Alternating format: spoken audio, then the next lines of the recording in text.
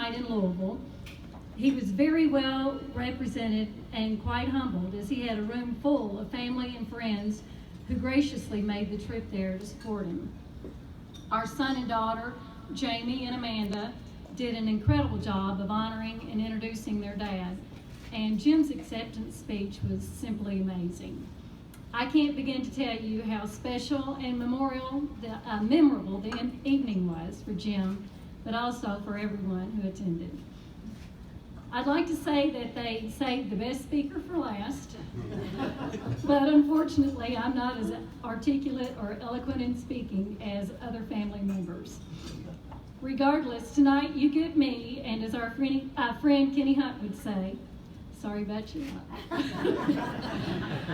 When Chad talked to me about what he had in mind for tonight, he said he'd like someone to say just a little about Jim personally, and maybe tell a few funny, lighthearted golf stories about him. Well, Chad, there's just a couple problems with that request. Number one, I've never said just a little about anything in my entire life. And the second part of that request, funny, lighthearted golf stories about Jimmy Brown.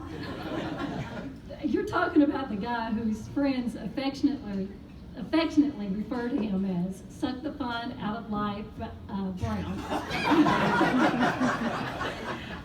Tonight I'd like to give a special shout out to all those dear and loyal friends. Thanks for throwing me under the bus and letting him know who had confidentially given him that name. If you're a local competitor, you know that Western Kentucky is sort of the stepchild of the state. Most of the more competitive tournaments that earn you state points and state titles are held in the Louisville-Lexington area. For competitors who live in the western part of the state, travel expenses, time off work, and time away from family make it more difficult to participate in those events. Because of those reasons, Jim stopped competing in most of the state-level tournaments years ago. However, it was his state achievements during his early golf career and his continuing on to win over 100 local tournament championships that Jim overcame the stepchild obstacle and is the first and only amateur golfer from Western Kentucky to ever be inducted into the Kentucky Golf Hall of Fame.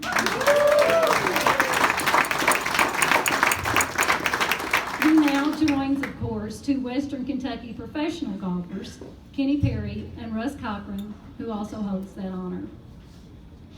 At the local level, when Jim won his first Irvin Cobb tournament back in 1974, the Paducah Sun headlines, don't start crying.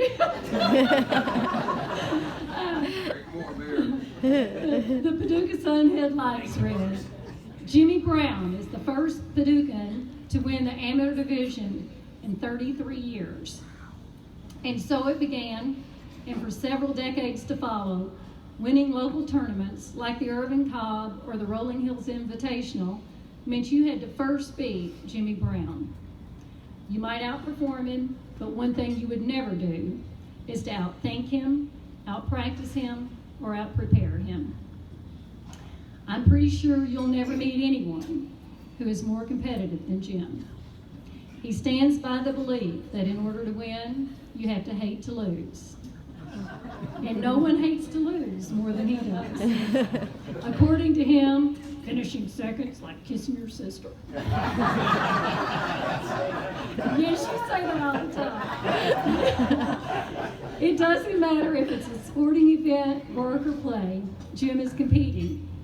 In fact, we almost divorced over a card game and we weren't even married yet. And I'll be sitting on an airplane and he'll be constantly cutting his eyes over to see what page I'm on to make sure he's reading faster than I am. And before a nice relaxing hike, I see him sneak over to look at the trail sign to see what the average hiking time is. Then I'll catch him constantly looking at his watch to make sure we're going to beat that time. And if you ever grow up in our household, the only way you were ever going to win is if you won fair and square. I love the story Amanda told at his induction last Thursday night about when we used to play putt-putt on family vacations. Really, what other dad goes to the trunk of his car and brings in his own putter? Anyone who really knows Jim knows that on the golf course, he's a serious, no-nonsense type of guy who is best known for his mental toughness. His extreme levels of focus and concentration have allowed him to achieve what he has in golf. He plays every round of golf as if he's playing in the final round of the Masters.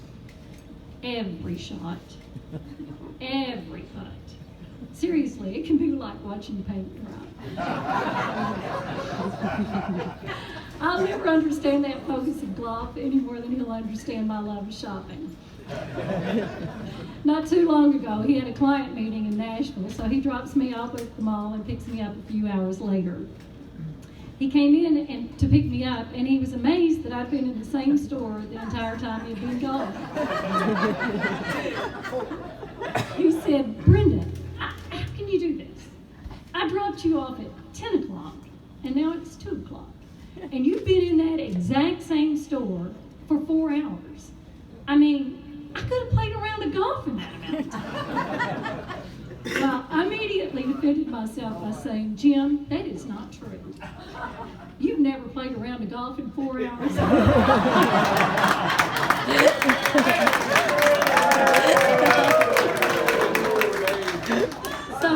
So about a month ago, we're lying in bed doing our usual, watching the Golf Channel. Watching the Golf Channel. Did I mention Suck the Fun Out Live? And there was a documentary on about Jim's hero, Jack Nicklaus. Jack is notorious for slow play, and when the news commentator asked him about it, Jack responded by saying, "I'm not slow, I'm deliberate." Well, in typical Jimmy Brown fashion, he immediately embraced that, and for the first time ever, he admits to and is quite proud of his deliberate style of play. Jim struggles more with the physical part of the game. He always says his dream is that for someone to walk up to him one day and say, "Man, that guy's got a great golf swing." I can't imagine that there's anyone who's put in more hours and hours and hours of practice who has worked harder at achieving that goal than Jim has. When he's not practicing or playing, he's thinking about it. He can find a way to practice that swing anywhere and at any time. A typical day is going to begin with him standing in front of the bathroom mirror and practicing his swing with our bathroom plunger. Then about the time that I'm at that crucial point in drying my hair, and all ladies know what I'm talking about, that I notice that the bathroom's now filling up with steam. That's because he's been standing in the hot shower for 5 minutes doing this in the reflection in the door.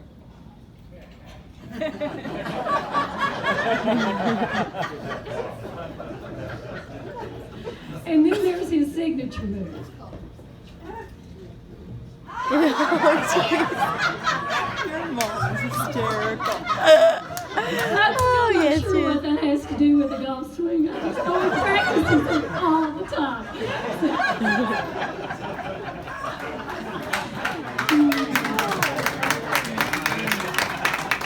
As the years have progressed, it's getting harder and harder, as he says, to keep up with those young whippersnappers. A couple of years ago, he came home from playing in the Cobb, and he was very discouraged and disgruntled. He said, "I'm standing on the first tee today, and I realized if you added up the ages of the 3 guys I'm playing with, it still would not total my age." And to make matters even worse, they all addressed me as Mr. Brown.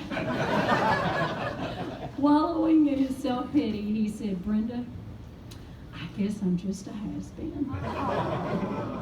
Well, I told him then, as I'll tell him now, "Jim, it's much better to be a has-been than to be a never-been." I'll have to admit, by the end of the golf season, all the practicing and playing have made the word golf literally a four-letter word. And it's usually followed by another four-letter word, which I lovingly refer to as the talk. Now, most golfers have probably had the talk at some point in time. You just may not have known there was an official name for it. For 30 plus years, the talk often occurred quite frequently, but now it usually occurs, but it's not limited to, once or twice a year. Regardless of its frequency, it's always going to occur in mid to late October. The talk is usually a one-way conversation gently explaining the rules of marriage. Only once in all the years of listening to the talk did Jim actually interrupt me with his rebuttal. He was feeling a little cocky and said, I just don't understand it.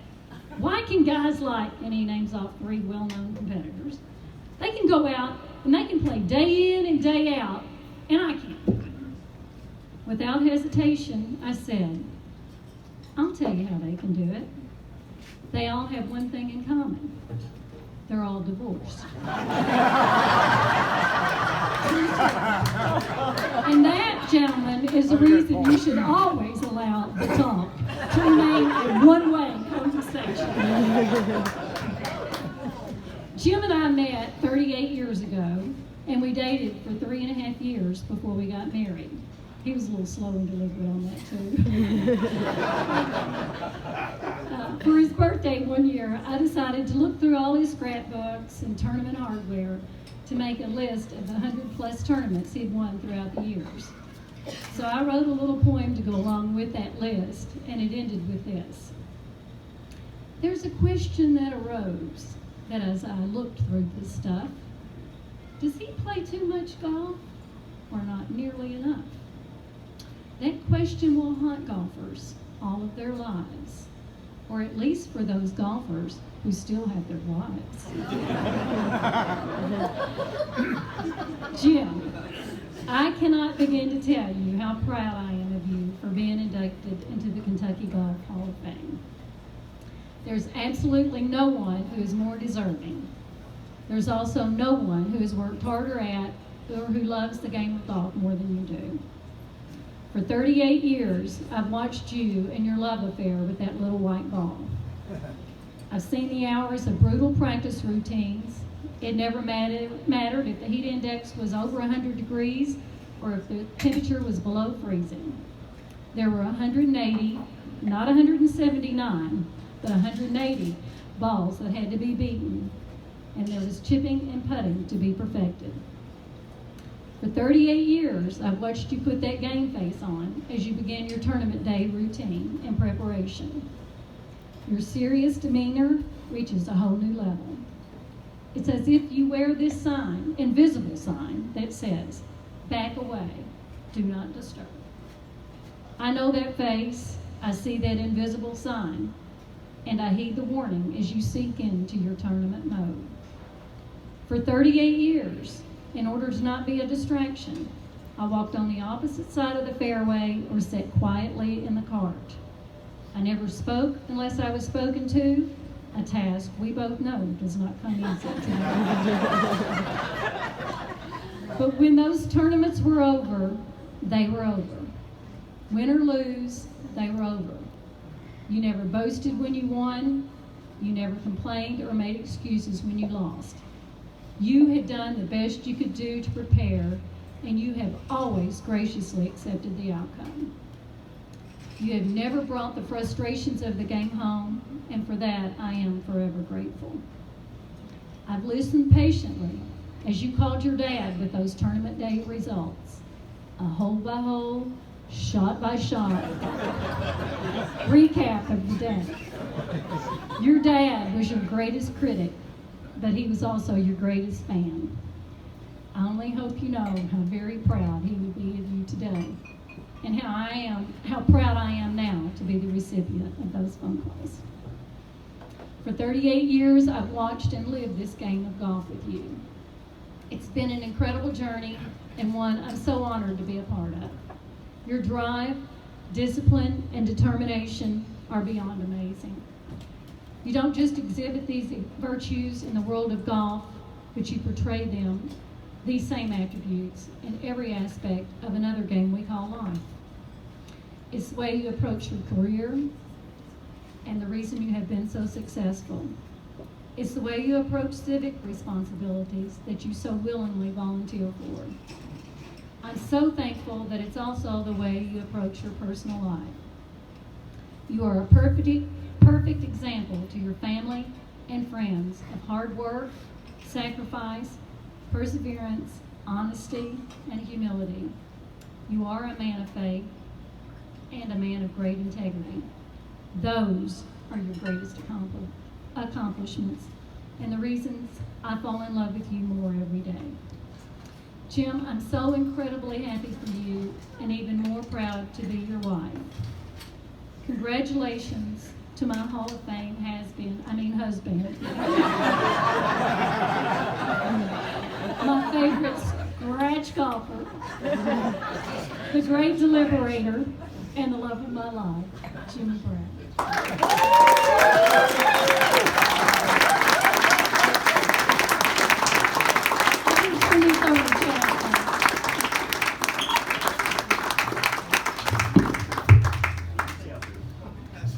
Mr. Brown, you can stay up here.